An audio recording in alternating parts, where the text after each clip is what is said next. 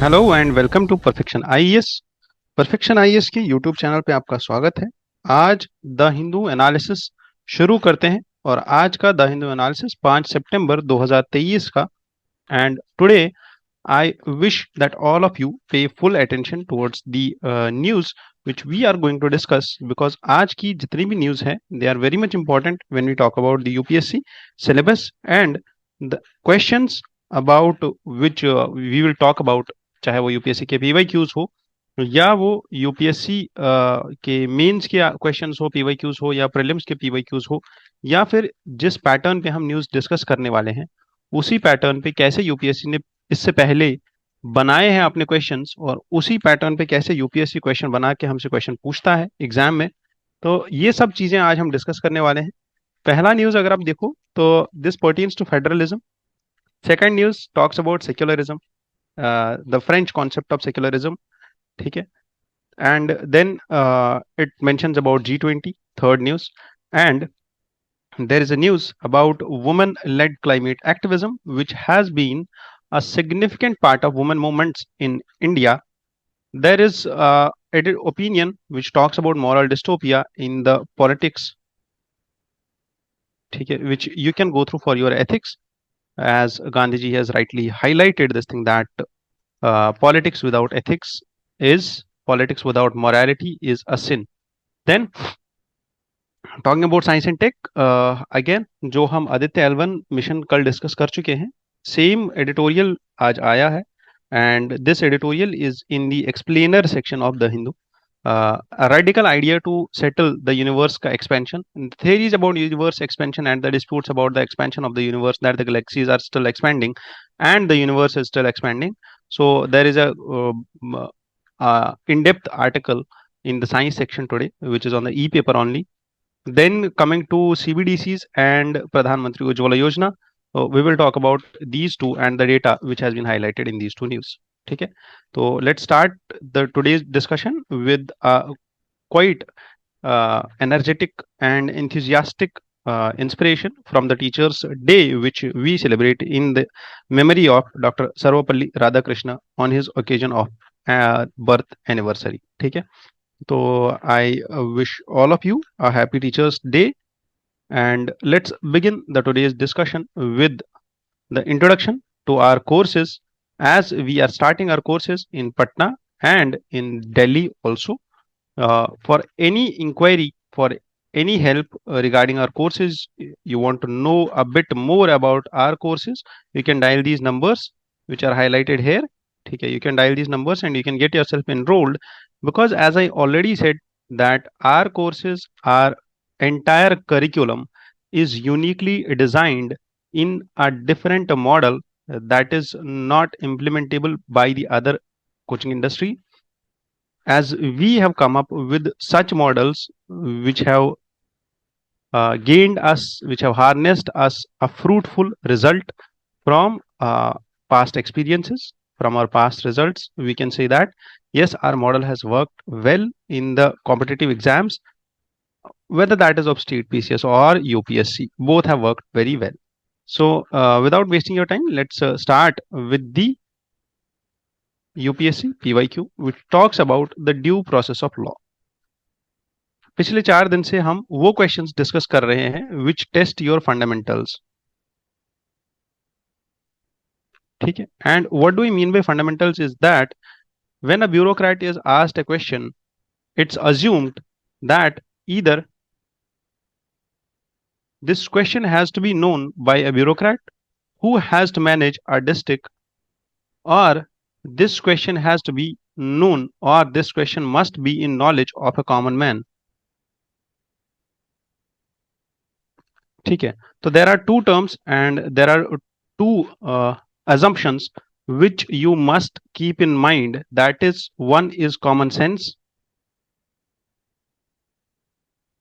and second is being a district magistrate, officer, a head of a district.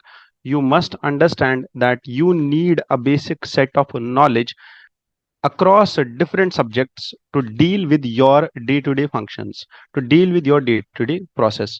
So for that matter, I want you all to answer this question in the comment section. below. However, इसका explanation is there on the second page, but यहाँ पे भी मैंने दोनों जगह answer नहीं दिया हुआ है. You need to find out what is the basic answer of this question, because ये question बहुत ही ज़्यादा easy है, बहुत ही ज़्यादा आसान question है. That due process of law means what? Is it the principle of natural justice, or the procedure established by law, or the equality before the law, or it's the fair application of the law?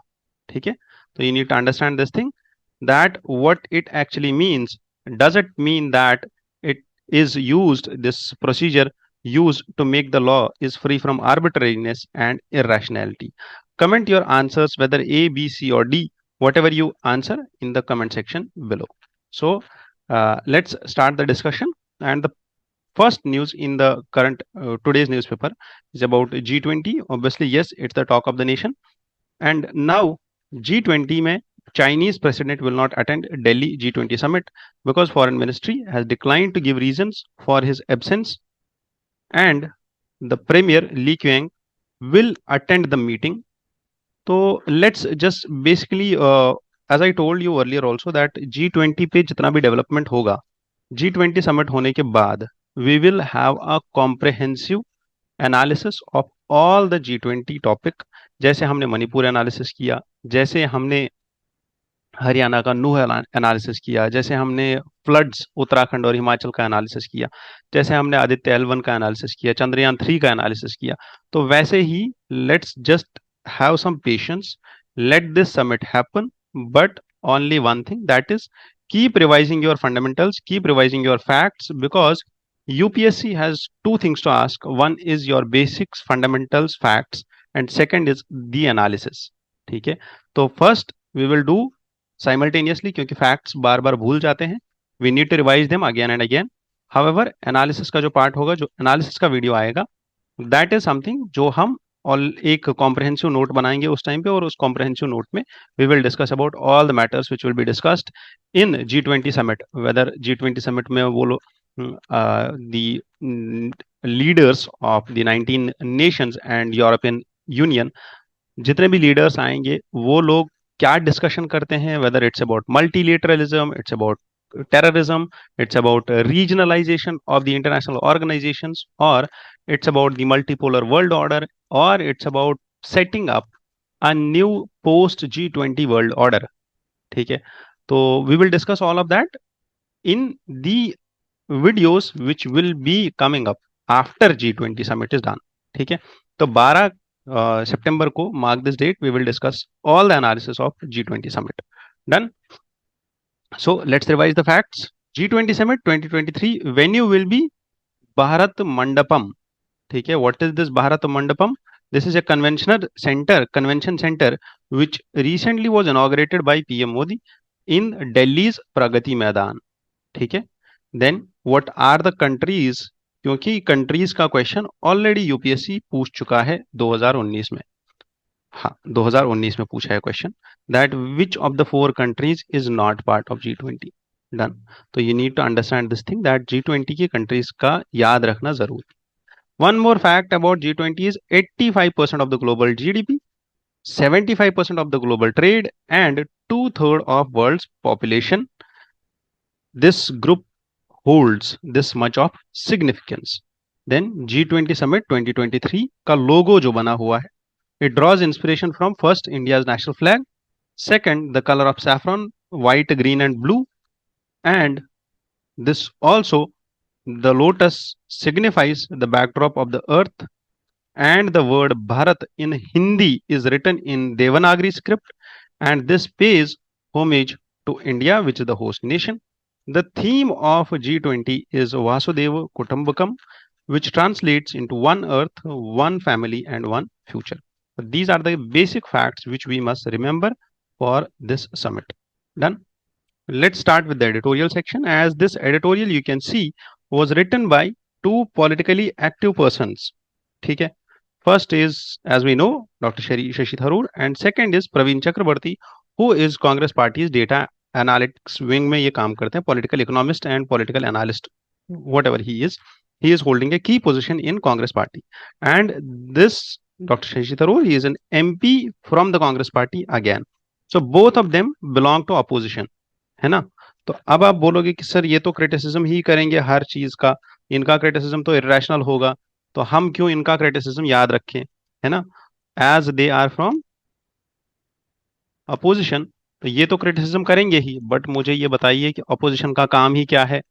They need to provide us negatives of all of it, that is how we can get to know that what are the negatives of the moves of the government. जो भी government policies लेके आती है, उन policies का negative portion क्या है, उनका नेगेटिव पार्ट क्या है, वो कैसे हाईलाइट होगा जब क्रिटिसिज्म होगा।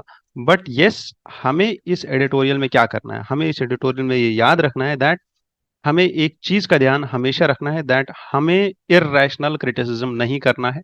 हमें अगर करना है तो हमें कंस्ट्रक्टिव क्रिटिसिज्म करना है। जैसे मैं आपको बताऊं, यहाँ पे कुछ एग्जांपल्स हैं। जैसे यहाँ पे डॉक्टर शशि थरूर हाइलाइट्स और the authors highlight this thing that, for example, that यहाँ पे एक ना इन्होंने यहाँ पे लिखा है दैट सेविंग ₹5 पर वोटर इज जस्ट लॉफेबल, है ना, it's laughable to implement that India's federalism needs to be subverted, है ना। So these types of statements हमें यूज नहीं करने हैं। The one election idea is only for the convenience of BJP's campaign and smacks of arrogance and ignorance of India's political diversity. तो this too is something जो हमें use नहीं करना है। However, yes, this has been a proven mechanism in in the presidential system of the government. One nation, one election is a politically unfeasible, administratively unworkable and constitutionally unviable proposition. इतना extreme criticism भी हमें नहीं करना है, ठीक है। However, yes, we can take these arguments, इनका language change कर सकते हैं दैट 1951 से लेके 1967 तक इंडिया में सिंगल पार्टी और सिंगल साइमल्टेनियस इलेक्शन होता था। बट क्यों होता था? बिकॉज उस टाइम पे India was starting with a raw base, ठीक है। हर एक स्टेट एक साथ स्टार्ट किया था विद द इलेक्शंस। और वो जो स्टार्ट हमने लिया था, हर स्टेट ने जो स्टार्ट लिया था, तो दैट वाज द पॉइंट जहां पे हम स्टार्ट कर सकते थे। बट अब जबकि ये चीजें चेंज हो चुकी है, when it's said that every state, है ना, it's said that by this American political commentator Sidney Blumenthal. He highlights this thing that India has had either a state or a national election every year for the past 36 years. जब हमारा हर साल एक election होता ही होता है, चाहे किसी न किसी स्टेट में इलेक्शन हो, तो at this point of time how can we again synchronize all of it, because it has already got diverted और हम parliamentary form of the government में है, already ये सब चीजें हो चुकी है। How can we set the clock backwards? That is something which we can talk about. And the financial feasibilities of saving just ₹5 per voter per year can be highlighted only with the arguments provided by election commission और नीति आयोग, जो कि बोलते हैं that there is only an expenditure of ₹10 per year per voter per year when we talk about the elections, ठीक है। तो this too is something which we can just understand. However, talking about the simultaneous elections, तो simultaneous elections में it's this former president Mr. Ramnath Kovind जी, जिनको अभी बनाया गया है chairman of the panel, which will consider the compatibility of simultaneous elections, which will consider the feasibility of simultaneous elections for India, ठीक है। So then, what are the arguments which have been provided for this thing are that India has significantly held a one assembly election, the 5 to 7 assembly elections per year. So this is something which was highlighted in an editorial some days back. अब इसके बाद we need to understand this thing, that historical context of these simultaneous elections, as I said in this editorial only, कि इसमें हुआ क्या था, that हम इससे पहले क्यों ऐसा हो रहा था, that स्टार्ट में 1950s में 1960s में that we were having simultaneous elections। क्यों simultaneous elections कर रहे थे? Because India started, all the states started with a base which was raw, and this base was considered to be a starting for every state to hold elections, to make governments. So at that point of time we had single party dominance, which was just a happenstance, it was just a happenstance, it was not something which was deliberately implemented, है ना। तो उसके बाद when the regional parties, growth of regionalism, growth of regional parties started, so it usually went into something which we presently witness, and that's what has to be now considered as that we need to reform that, and that is where we can reform it, and that's where we can work it out. That's where we can work it out. So then the concept of law commission, then the concept of one nation one election was challenged by this was also recommended upon by Justice B.S. Chauhan, who was the chairman of Law Commission when he released this draft report on simultaneous elections in 2018. Then the Law Commission at 2018, the Law Commission highlighted this thing that simultaneous elections are not feasible for India. The report which stated this thing that the current constitutional framework wouldn't that these are not feasible in the current constitutional framework, and this would require amendments to the Constitution and Representation of Peoples Act 1951 and the rules of procedure to just make the concept of simultaneous elections feasible for India. Then moving further, the Law Commission in 1999, which was chaired by B.P. Jeevan Reddy, Justice B.P. Jeevan Reddy, also advocated for simultaneous elections. So there are advocates of simultaneous elections who proposed and argued for in support in favor of simultaneous elections. But yes, there are concerns and challenges when we talk about simultaneous elections. You need to understand these challenges. You need to understand the experience which has been there in South Africa and Sweden, जहाँ पे simultaneous elections already काम कर रहे हैं, इसी pattern पे काम कर रहे हैं, ठीक है. There is a key point here that highlights that contravenes the one nation one election contravenes with the basic concept of Indian federalism, which talks about the union of the states and not a one nation or a one country, ठीक है, or a one nation or which we call actually the not only the union of the states, but we highlight this as that India is a union of states and it's not unitary in nature completely. Rather, India is a quasi-federal state, okay, in which states have uh, a specific amount of autonomy which is being enjoyed by the states. So these are the challenges. And if you see इस editorial को हमने इसका constructive criticism यहाँ से हमने उठा लिया, ठीक है, constructive criticism, and we have all the points about the historical significance, recommendations of Law Commission and recommendations of other committees. Plus we also have challenges and concerns. तो यहाँ पे आपका एक आंसर बन जाता है पूरा अच्छे से simultaneous elections पे, if you keep these points intact with you in your notes, ठीक है. So you don't need to worry about anything else. Talking about this editorial which highlighted the emerging countries and the need of a woman led climate action. तो इस editorial का analysis करेंगे, इस editorial को अच्छे से देखेंगे.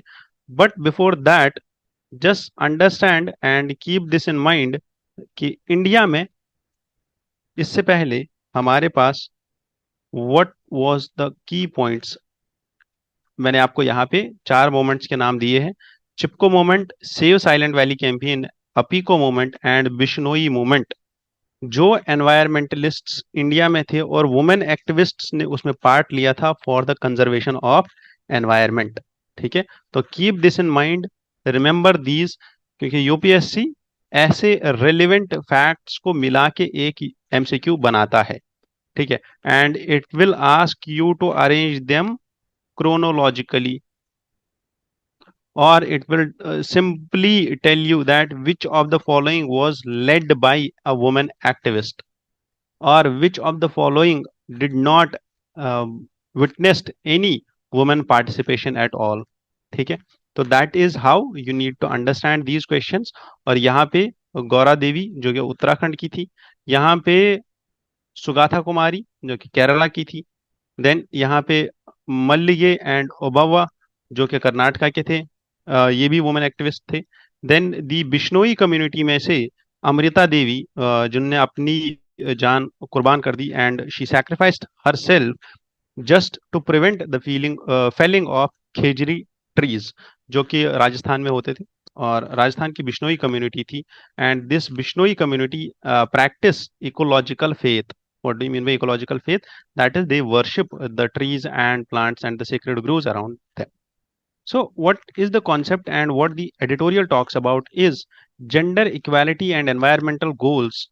And the author here highlights that gender equality, environmental goals, they are mutually reinforcing. क्यों? Because both of them contribute to achieve the sustainable development goals. And what is the impact of climate change on the environmental goals is that climate change has severe consequences globally with an expected loss of 2.2% of the total working hours to high temperatures. ठीक है, तो जो आपके working hours है ना, they have decreased, loss of expected working hours because there is high temperature and you cannot go out and work. Women are considered more vulnerable to this climate change. Why? Because the vulnerability of women in developing economies where there are low income countries is very high, because the highly vulnerable, the women section in the rural areas are highly vulnerable. क्यों? Because their entire dependence is on labor intensive work.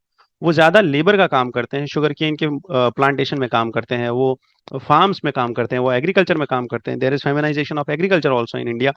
So that is where it stands for this thing, that women are more vulnerable to the upcoming the climate change and the total loss of work hours due to high temperatures. So women in climate vulnerable occupations in South Asia and sub-Saharan Africa are engaged in climate vulnerable occupations like agriculture. अब ये इस agriculture में काम कर रहे हैं, और काम कैसा कर रहे हैं, जहां पे इनको पैसा कम मिलता है और इनसे काम बहुत ज्यादा कराया जाता है. अब इतना ही नहीं, इसके बाद they are suffering a third most important thing, and this third most thing which they are suffering through is the brunt of climate change. Then climate change is negatively affecting their productivity as they are facing the resource crunch. What are the gender specific challenges when we talk about the climate change are that women, especially from vulnerable communities, face unique difficulties. What are these unique difficulties are after natural disasters, including gender based violence and exploitation. चाहे वो natural disaster के बाद हो या फिर वो human made disaster हो कोई, या वो वॉर हो, या आपने देखा होगा राइट्स हो कहीं पे, तो हर जगह पे you have seen a different set of difficulties. चाहे वो रेप हो, वो एबडक्शन हो, वो ट्रैफिकिंग हो, that is something which women have been facing from centuries. ठीक है, in these vulnerable conditions, and that is why they are subject to multiple levels of discrimination and exploitation. ठीक है, not only they belong to this women community, or not only they belong to this gender, a female gender, but yes, even after that, just being female is also facing the discrimination in the thought and process of the humanity. Then, moving next, the climate change exacerbates poverty and socioeconomic vulnerabilities among women, as this climate change can push around 130 million people into poverty by 2050. So, these were the points, and that is why we should invest and focus on two things. One is investment in women education, training, resources, and which are essential for climate resilience. Second is women participation in climate policy decision making at all levels. And at the last, yes, there is an urgent need for women led climate action to address gender disparities, for which India can provide, or Indian women can provide a leadership role as has been provided domestically earlier also. तो जैसे हमारी women ने पहले environmentalism और environmental activism को promote किया है इन 4 movements और इसके साथ साथ बहुत सारी और मूवमेंट्स में, वैसे ही women at the global level from India can provide a leadership role in the climate governance. Done? Sure. Moving to this data section. Data point Hindu में usually we see it every other day, but most rare of the cases are there जहां पे ये data point हमारे लिए important हो जाता है when we talk about UPSC perspective.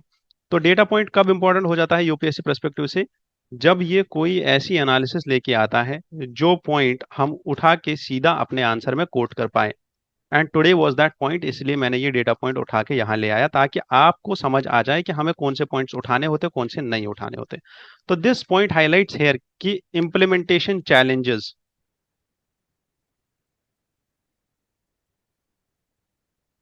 Of प्रधानमंत्री उज्ज्वल योजना।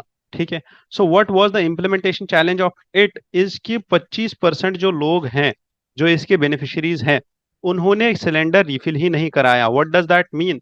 कि जो हमारा इस पॉलिसी का, इस स्कीम का की ऑब्जेक्टिव था, दैट ऑब्जेक्टिव वाज कि वुमेन जो है उनकी हेल्थ इम्प्रोवाइज हो जाए। फ्री एलपीजी कनेक्शन देने का मतलब ही ये था कि हम उनकी हेल्थ पे काम कर पाए। ठीक है। वुमेन की हेल्थ पे काम कर पाए, वुमेन का एम्पावरमेंट कर पाए, specially in the rural India. और वो कैसे होगा कि हमने जो वो गैस सिलेंडर था वो इन्हीं के नाम पे दिया, वुमेन हाउस होल्ड के हेड के नाम पे दिया। अब ये देने के बाद व्हाट वाज एक्सपेक्टेड वाज कि वो लोग अब यूज नहीं करेंगे कन्वेंशनल, या वो कावड़ंग यूज करते थे, वो लकड़ी यूज करते थे, फायरवुड यूज करते थे, तो वो यूज नहीं करेंगे। उससे जो स्मोक पैदा होता था जिसकी वजह से उनको बहुत सारे हेल्थ इश्यूज होते थे, रेस्पिरेटरी इश्यूज होते थे, उससे बच जाए। But that is the point जो यहाँ पे हाईलाइट किया गया है कि around 25% of these beneficiaries are not using this gas. अगर वो यूज कर रहे होते तब रिफिल भी करा देते, और रिफिल कराते तो तभी हमें पता चलता कि हाँ यूज हो रहा है। तो उन्होंने कनेक्शन ले लिया है बट वो यूज नहीं कर रहे हैं, और 25% यूज नहीं कर रहे हैं। और अगर आप देखो तो इक्वल अमाउंट, अराउंड 24% आर दोस्त जिन्होंने साल में बस एक ही बार रिफिल किया है। इट मीन्स कि 50% लोग ऐसे हैं जो या तो यूज ही नहीं करते हैं, या तो इतना कम यूज करते हैं कि they use it rarest of the rare occasions. कि 6 महीने में सिलेंडर खाली हो गया तो आप समझ लो 6 महीने इनने एक सिलेंडर चलाया तो कितना ही यूज करते होंगे। तो they are just substituting it with their conventional, जो इनका कन्वेंशनल फ्यूल स्टोव होगा उस पे। तो उज्ज्वला योजना 1.0 इसका ऑब्जेक्टिव, और ये लॉन्च कब हुई थी? मई 2016 में। उज्ज्वला योजना 2.0 लेके हम आ गए थे। एंड दिस उज्ज्वला योजना 2.0 has been implemented to give 1 more crore of LPG connections उन लोगों को जिनको हमने पहले कवर नहीं किया था, और ये बजट 2021-22 में लॉन्च हुई थी। ठीक है। This aims to provide deposit free LPG, ये कीवर्ड है, यही कीवर्ड्स यूज करता है यूपीएससी उन फैमिलीज को जिनको हमने पहले कवर नहीं किया था। और 1 मार्च 2023 को we have around 9.6 crore beneficiaries in this scheme.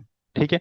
तो 9.58 करोड़ बेनिफिशियरीज और 9.59 करोड़ बेनिफिशियरीज जो यहाँ पे हाईलाइट की है इस एडिटोरियल में भी ऑथर ने, दैट इज इस डेटा पॉइंट में जो हाईलाइट की है हिंदू ने, 9.58 करोड़ बेनिफिशियरीज और 9.59 करोड़, 9.6 करोड़ बेनिफिशियरीज, है ना। You need to keep this thing in mind, 9.6 crore beneficiaries, है ना, कि this is less than 10 crore. ठीक है, ये चीज याद रखनी है।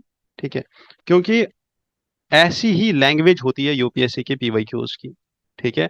और अगर आपको याद हो तो ऐसा ही एक क्वेश्चन पूछा था यूपीएससी ने इससे पहले 2018 में। 2018 में जो क्वेश्चन पूछा गया था that was on the similar pattern and on the similar lines. जो पूछा गया था किससे? Food security act 2013। 2013 में ये एक्ट आया था। ठीक है। और 2013 के बाद 2018 में क्वेश्चन बनाया यूपीएससी ने अबाउट फूड सिक्योरिटी एक्ट 2013। ठीक है, कि ये किन को दिया जाता है, बीपीएल को दिया जाता है या एएवाई को दिया जाता है। ठीक है। और उसके बाद दो और स्टेटमेंट्स थे, दोनों स्टेटमेंट्स का लैंग्वेज ऐसा ही था जैसा मैंने यहाँ पे डिस्कस किया आपके साथ। That is why I do prefer to include this, जो प्रीलिम्स पॉइंटर होता है हमारा, उसको इंक्लूड करना जरूरी होता है इस डिस्कशन में। So, moving to next news, and this news about Aditya L1 and its functioning and purpose was entirely discussed. As you can see, there are more than 6 slides.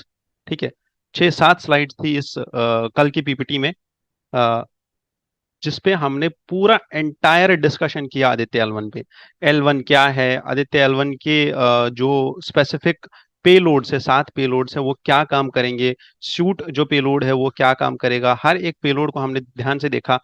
Plus सन का this anatomy of the सन वो भी देख ली, सन के spheres कितने हैं, layers कितने हैं, layer के बाहर सोलर फ्लेयर्स और कोरोनल मास इजेक्शंस, हर एक चीज देख ली। तो I wish that you do refer to, अगर आपको नहीं मिला है अभी तक, आप मैसेज कर दीजिए सेम नंबर पे, जो नंबर में आपको दे रखा है 9031036712, इस नंबर पे मैसेज कीजिए तो आपको इसका पीडीएफ भी मिल जाएगा। और आप इसी न्यूज एनालिसिस को, जो कल वाला न्यूज एनालिसिस है उसको दोबारा देख सकते हैं, सेम यूट्यूब चैनल पे आपको मिल जाएगा कल वाला न्यूज एनालिसिस, और आप उसको आराम से देख सकते हो। तो this is the editorial and its summary highlights here that the solar corona and the solar atmosphere has a temperature of more than 2 million degrees. ठीक है, तो 2 मिलियन डिग्रीज का टेम्परेचर है, which is much higher than the sun surface temperature which is 56,000 degrees. ठीक है, तो solar corona, solar atmosphere has a temperature which is more than the sun's surface temperature. First point. Second, the reasons of this temperature difference is not fully understood yet, and it presents an enigma to the scientists. So observations from Aditya L1 will help to understand this dynamics. What is the significance of Aditya L1 is it will stand at a 1.5 kilometer distance from the earth and at a point which will not witness any eclipse or any oscillation between this space mission, between the spacecraft and sun। और उससे क्या होगा, 24/7 ये vigil रख पाएगा, आई रख पाएगा सन पे, और उसकी एक्टिविटीज को हाईलाइट करेगा। Then solar activity is measured by number of sun spots. Sun spots होते हैं सन में on the sun surface which follows an 11 year cycle. 11 साल लगते हैं एक सनस्पॉट को बनने में और उसकी पूरी एज को कंप्लीट होने में। So despite variations in solar activity, nearly 80% of the changes in solar radiation occur in the ultraviolet range और यूवी रेंज के लिए we will observe the sun through our SUIT telescope. ठीक है, जो कि L1 पे है एक पेलोड, और स्यूट जो टेलीस्कोप है this will provide us insights into the inner corona, a region which has never been imaged by any solar telescope। ठीक है, तो these are the importance, these are the significance of this Aditya L1 mission। Then space weather and solar storms। solar storms are such solar flares, solar storms ये वो तूफान है जो सन से निकलता है। तो इसमें क्या होगा, इसमें चार्ज्ड आयन्स होंगे, चार्ज्ड इलेक्ट्रॉन्स होंगे जो अर्थ के मैग्नेटोस्फीयर में आएंगे, जो वहां से फ्लाई करके वहां से विंड के साथ आएंगे। जैसे हमारे यहाँ विंड के साथ डस्ट पार्टिकल्स आते हैं, वैसे वहां सोलर विंड के साथ, सोलर फ्लेयर्स के साथ वहां से चार्ज आयन्स निकलते हैं जो अर्थ के मैग्नेटोस्फीयर में इंटरैक्ट करते हैं, और वहां पे वो they cause this effect of auroras in the northern and southern pole of India. ठीक है, anatomy of the sun again revise revise revise and revise. ठीक है, 5-6 बार आज तक हम ये डिस्कस कर चुके हैं anatomy of the sun, because this is important. Understanding the laicite, the French principle of secularism. अब ये लेसाइट क्या है, लेसाइटे और लेसाइट इसको पढ़ते हैं। What is this concept of secularism, और इंडिया का concept of secularism is what, सर्वधर्म समभाव। ठीक है, and what is this laicite principle, it's धर्म निरपेक्षता। ठीक है, और धर्मनिरपेक्षा, that is not promoting or being neutral about all the religions। It underlies the goal of Lesaith is to implement or implant tolerance। The goal of Lesaith is to implant tolerance and assimilate people।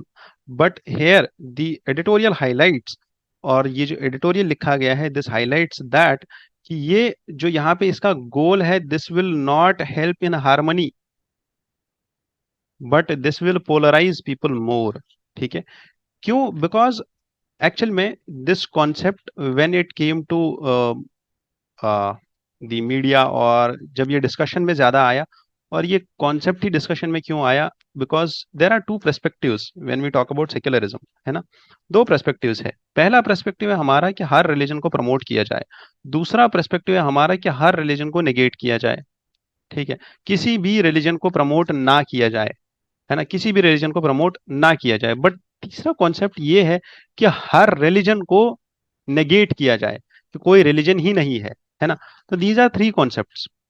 तो the problem here with is the third one, जब आप हर religion को negate कर देते हो। किसी भी religion को प्रमोट नहीं करना इज ओके, कि आप किसी भी रिलीजन को प्रमोट नहीं कर रहे हो, स्टेट का कोई रिलीजन नहीं है, that too is okay. India का secularism is the best form of the secularism, because what we do here is कि जिस तरीके से हम एक दूसरे की बात का, right to speech, freedom of speech को रेस्पेक्ट करते हैं, लिबर्टी को रेस्पेक्ट करते हैं, उसी हिसाब से हम एक दूसरे के व्यूज अबाउट रिलीजन उसको भी रेस्पेक्ट करते हैं। वी प्रमोट दिस थिंग, और यही चीज है जो भक्ति और सूफी मूवमेंट ने प्रमोट किया था।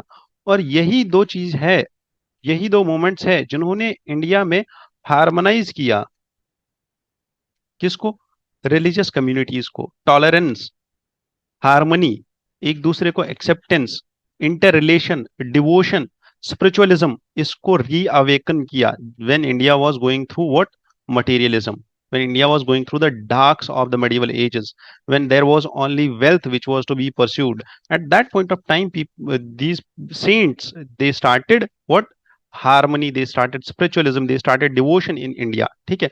However, this French concept of secularism has to be dealt in detail। तो फ्रेंच गवर्नमेंट ने क्या किया, French government band on abaya in the state run schools. अब इसमें बैन लगा दिया गया। और बैन क्यों लगाया, because they want to prevent identification of students based on their clothing. ठीक है, कि अगर आपने एक तरीके के कपड़े पहने हैं तो आप इस कम्युनिटी के हो, अगर आपने दूसरे तरीके के कपड़े पहने हैं तो आप दूसरी कम्युनिटी के हो। And what is the controversy and criticism, the ban of अबाया हैज स्पार्क्ड क्रिटिसिज्म। और इससे पहले भी अगर आपको याद हो तो इससे पहले भी there were some incidents of blasphemy, है ना, derogation, when it we talk about the cartoons जो वहां से आए थे बन के, about the religious leaders, about the religious prophets, है ना, on these I guess of the same Islam religion। तो the point here is कि आप अगर यहाँ पे देखो तो इस्लाम रिलीजन पे प्रॉफिट मोहम्मद पे peace be upon him, the point here is that this criticism and this uh, uh, we can say uh, agony, or we can say this antagonistic or agnostic approach about the religions is something which does not, or which should is not also permitted by this concept of लेसाइत, है ना। ये agnostic नहीं है। this point here, the point here which I want to make is that लेसाइत जो principle है, this is not agnostic. It's just that state is not favouring the religions, है ना, state is not promoting the religions, it's not that state should suppress the religions. ठीक है, there should not be agnostic perspective of the state, है ना। तो then what is the point here, that सबसे पहला controversy आया है अभी recently, that the ban on the bias. Then understanding the लेसाइट, this is a complex and politically charged concept in French discourse. This involves separation of state, है ना, and church, church और state को अलग अलग करना, बट प्रमोट करना क्या, the principles of liberty, equality and fraternity. Religion is intended to be in the private sphere only, and they uphold this, they uphold this principle in the state's policy.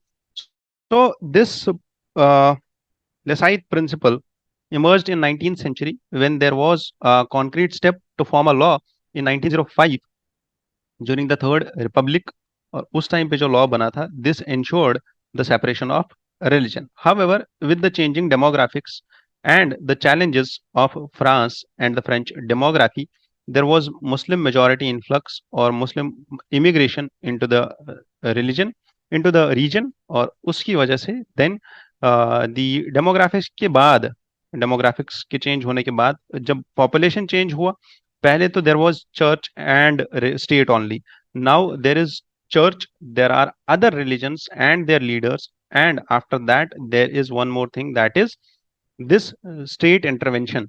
There is state versus multiple religions now. Earlier there was only one religion, that was the point जहां पे वो लोग बस state और religion को अलग अलग कर सकते थे, but now the point here is that state और देयर आर मल्टीपल रिलीजन्स, है ना।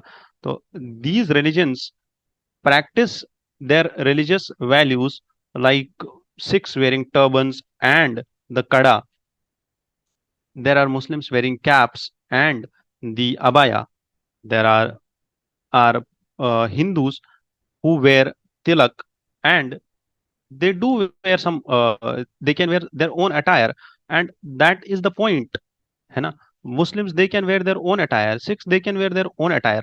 That is the point where there will be now conflict because of the changing demographics. So in total, this French controversy has raised, and this is especially now against one religion, and that might cause more fractures than promote unity in the entire sphere.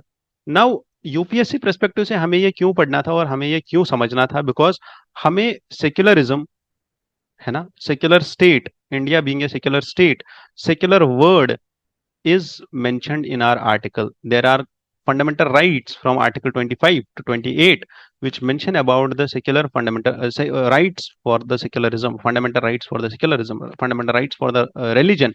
That is, they provide you rights to peacefully profess, practice your own religion, ठीक है, and propagate your own religion. That's the point which we should understand. Then moving further about CBDCs, at last, these CBDCs, what are these CBDCs and how we can understand them? CBDCs are a digital form of nations paper currency. तो paper currency को हम digitally circulate करते हैं, ये एक legal tender currency होगी, ये crypto currency नहीं है। They operate outside the regulatory frameworks. They do not operate outside the regulatory frameworks. They operate inside the regulatory frameworks of the nation only, है ना। तो fiat currency CBDCs are equal to fiat currency, but they are not tied to gold and silver, इसको समझना है। Each CBDC unit can be exchange one to one with the traditional paper currency, same इनको paper currency के साथ transact किया जा सकता है, ठीक है। Then what is digital wallet and blockchain? So transactions involving CBDCs can be conducted using digital wallets based on blockchain technology. That is easy. कोई भी टेक्नोलॉजी इसके पीछे हो कि आप ऑनलाइन कोई ट्रांजेक्शन कर रहे हो, ऑनलाइन पैसा ट्रांसफर कर रहे हो, उसके पीछे कोई भी टेक्नोलॉजी हो तो कोई दिक्कत नहीं है। आप पैसे को डिजिटली कन्वर्ट कर रहे हो, इट्स सिंपली आप पैसे को प्लास्टिक करेंसी में कन्वर्ट कर रहे हो, आप पैसे को डिजिटल रुपी में कन्वर्ट कर रहे हो। तो that is what is the basics, और यहां से प्रीलिम्स का पॉइंट बनता है आपका, ठीक है। और यहां से आपको समझना होगा कि ये चीजें क्या है, इस CBDC central banks digital currency, इसका बेसिस क्या है, इसका फैक्ट और इसका कॉन्सेप्ट क्या है। Then what's its objective is the primary goal is to reduce the risks and costs which are associated with physical currency. Global trends like currency countries like Bahamas, Nigeria, China, Korea, Sweden, Jamaica, Ukraine, they have already initiated their similar projects, and the benefits of this are that the traditional and innovative combination, that this currency is a combination of both of these. That is कि अगर आप अभी देखो तो crypto currencies were on the rise, और 2022 में we have witnessed a crypto bubble, that is the burst of the crypto bubble, जिसकी वजह से जब हमने पहले देखा कि क्रिप्टो करेंसी के प्राइसेस बहुत ऊपर चले गए, और then a sudden decline and that birth bubble which was created of that crypto currencies bursted up, ठीक है। So what will be the challenges here are the privacy concerns, that is access towards the extensive transaction data to the potential data fiduciaries, and the data processing, these firms which process the data about the digital transactions like the Maestro, Mastercard, Rupee, Visa. So these the data about all of these digital transactions can be changed, है ना, can be used, and that can be basically used, or that can be exploited, and that may cause privacy concerns। और वो data cell होता है, फिर वो data आपको use होता है आपको टारगेटेड एडवर्टीजमेंट के लिए, and all of that is a consequent domino effect of that. Then there is on operational burden on the, अब इसमें क्या होगा कि जितना हम अब अभी तक जो रेगुलेटरी एजेंसीज थी हमारी, चाहे आरबीआई है, सेबी है, RBI particularly which is controlling the entire money supply, तो this will have now operational burden more. ठीक है, अभी तक बस फिजिकल करेंसी को रेगुलेट कर रहे थे, तो अब डिजिटल करेंसी को भी रेगुलेट करना पड़ेगा। So this requires more staff, this requires training of the staff, this requires cyber security team management, threat management, cyber security defense management, and infrastructural costs also. So what's the way forward is that we should focus on CBDCs, and these CBDCs should be prioritized for payment and settlement system. There should be an workout for entire structure to be secure when we talk about data security, and technological selection by RBI and the central banks should be there wisely, है ना? क्योंकि large volume of transactions होंगी, यहाँ पे बहुत सारी transactions होने वाली है, और ट्रांजैक्शंस होंगी तो डेटा जनरेट होगा, डेटा जनरेट होगा तो प्रिवेसी के चांसेस बहुत ज्यादा है ना? प्रिवेसी की जो चीजें हैं उनको हमें बहुत ज्यादा ध्यान से ऑपरेट करना होगा। ठीक है, at last yes, they are a significant shift in the world currencies, traditional currencies, and this is an opportune time for India when we are already in a process of digital financial revolution. ठीक है, done. So that's all about today. Let's discuss a UPSC mains PYQ which was asked in 2022 GS paper third. ठीक है, ये GS paper third का question है, इसको समझना है।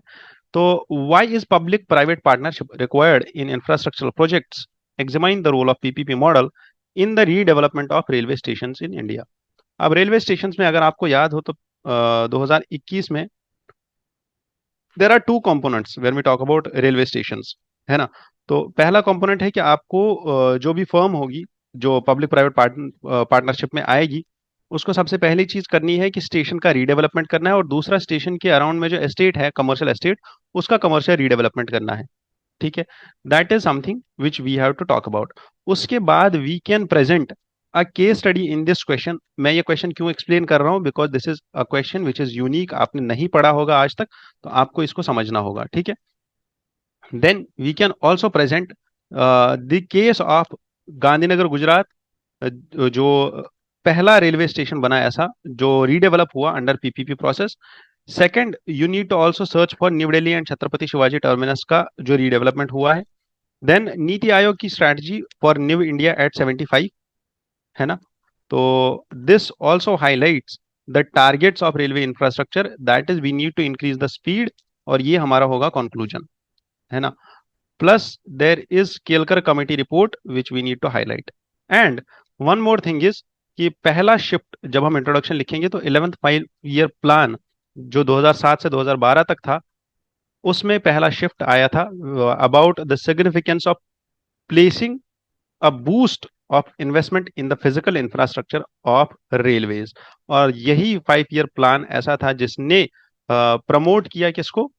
Greater private investment in infrastructure, both directly and indirectly through public private partnership. ठीक है, तो ये सारे पॉइंट्स होंगे आपके लिए जो मैंने आपको दिए हैं, और इसमें हमें आगे क्या करना चाहिए, that is what Kelkar committee suggested. और इनने बताया कि हमें एक नेशनल लेवल पे एक इंस्टीट्यूशन बनाना होगा जो पीपीपी मॉडल को इंस्टीट्यूशनलाइज करे। सेकंड, हमारे पास एक डेडिकेटेड ट्रिब्यूनल होना चाहिए जो केसेस यहाँ पे इमर्ज होंगे उनको सॉल्व करने के लिए। Then we should also have a formal framework for post award contract recognition और पोस्ट कॉन्ट्रैक्ट अवार्ड रीनेगोशिएशन। जब किसी प्राइवेट फर्म को अवार्ड मिल गया, प्राइवेट फर्म को हमने कॉन्ट्रैक्ट दे दिया, उसके बाद अगर रीनेगोशिएट करना चाहती है फर्म तो उसके लिए भी एक मैकेनिज्म होना चाहिए। So that's all about today. I wish you all the best from perfection IAS. I request you all that if you still have, देखो सीखने का चांस इंसान को हर बार मिलता है, और वो इंसान इंसान नहीं है जिसको चांस मिले सीखने का, अपनी गलतियां सुधारने का, और फिर वो अपनी गलतियां सुधारे ना।